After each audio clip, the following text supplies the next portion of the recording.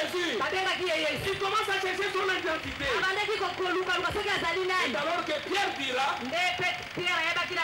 tu es le Christ, le Fils du Dieu vivant. Directement il dira ceci. Ce n'est pas la chair et le sang qui t'ont révélé cela. C'est mon Père qui est dans les lieux célestes. Si nous fouillons davantage, nous allons reconnaître que son Père qui est dans les lieux célestes, c'est André. Alléluia. C'est André qui a croisé son frère Simon. Alléluia. Nous avons croisé le Christ, le Messie. Alléluia. Quand Jésus pose la question, on lise quand même, non? Les menteurs, c'est celui qui nie que Jésus soit quoi? Le Christ. Jean chapitre 1. Commencez par 45.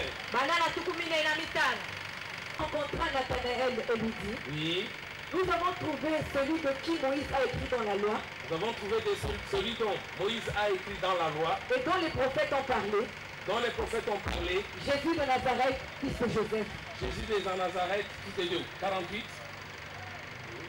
Nous rencontra le premier son frère Simon. 47, comme ça, nous allons bien entrer. Oui, allez-y. André, frère de Simon-Pierre, était l'un des deux qui avait entendu les paroles de Jean. Calmez-vous, calmez-vous, calmez-vous. Alléluia. Amen. On dit André. Qui est André? Quand Jean-Baptiste a croisé Jésus, la seconde fois après le baptême, il a dit à ses disciples, voici l'agneau de Dieu. Il y avait deux disciples de Jean-Baptiste qui ont suivi Jésus. Parmi les deux là, il y a un qui va donner un message.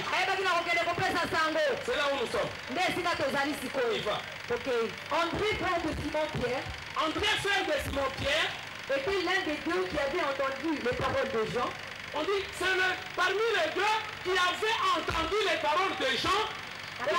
Et qui avait suivi Jésus. Et ils ont suivi Jésus. Oui. C'est lui qui rencontra le premier son frère Simon. C'est lui qui va rencontrer le premier son frère Simon et lui dit, oui.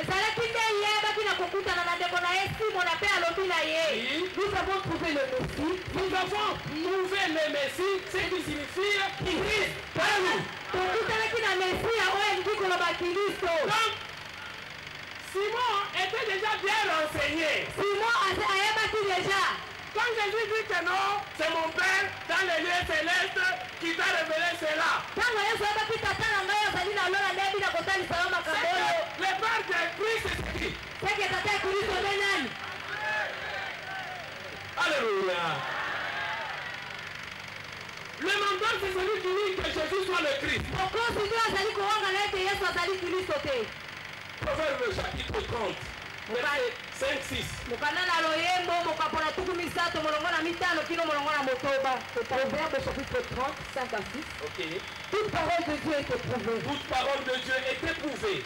Il est un bouclier pour ceux qui cherchent en lui un refuge. C'est un bouclier. Quand vous cherchez en elle, dans la parole, votre refuge, n'ajoute rien à ces paroles. N'ajoute rien à ces paroles.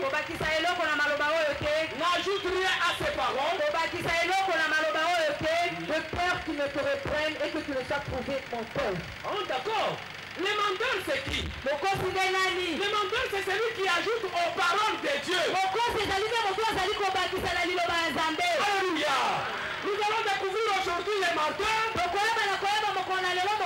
Celui qui dit que Jésus soit le Christ. C'est quoi Christ? Beaucoup de gens parlent de Christ. Comment on peut nier que Jésus soit le Christ? Dans les parcours, vous allez découvrir que il y avait un homme qui s'appelait Apollos. Quand Apollos a cru à la véritable parole de Dieu, il confondait les juifs en public, démontrant par les les Écritures que Jésus est le Christ. Acte des apôtres. 18. 28. Actes des apôtres, chapitre 18, verset 28. Car il réfutait vivement les Juifs en public. Il récitait vivement le juif en public.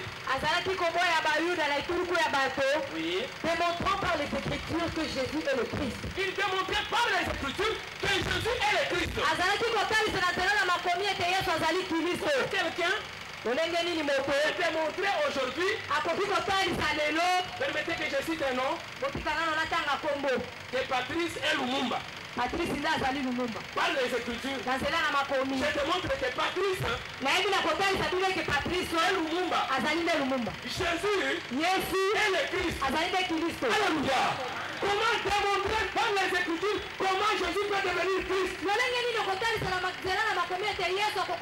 C'est ça la différence entre la véritable parole de Dieu. Quand on n'arrive pas à démontrer que Jésus soit le Christ,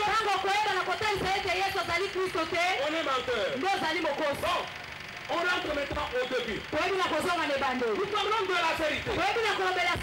C'est quoi la vérité? Mais on va d'abord voir comment est-ce que les gens peuvent ajouter aux paroles de Dieu. Je vais vous donner seulement ce que nous avons fait avec le royaume de Dieu. Quand nous lisons, au commencement, Dieu créa le ciel et la terre.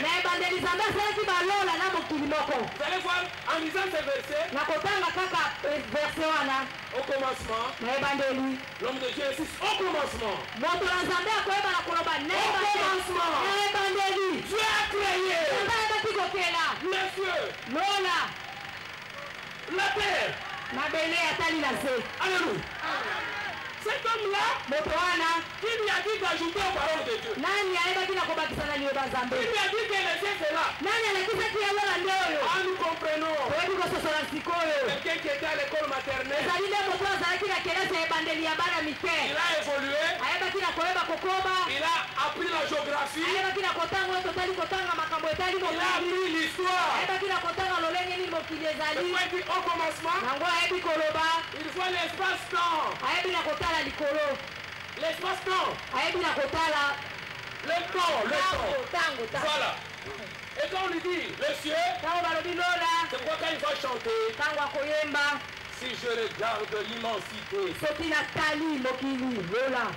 crains l'éternel. Alléluia. Mandé. Puisqu'il n'a pas démontré que Jésus soit le Christ.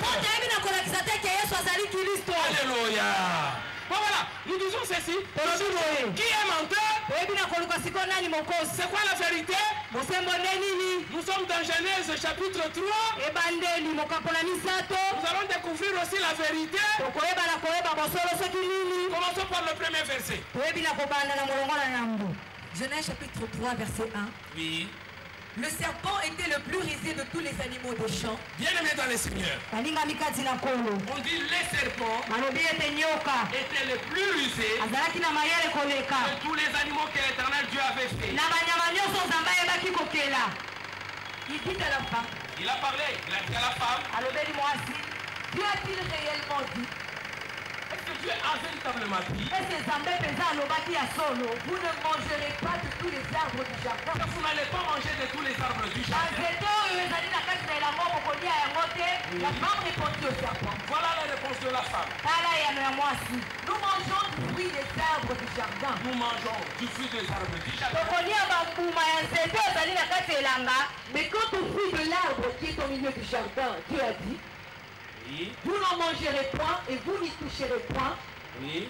de peur que vous ne mouriez. Bien aimé dans le Seigneur. Qui connaît la langue des serpents? Les serpents parlent comment? Alléluia! Les serpents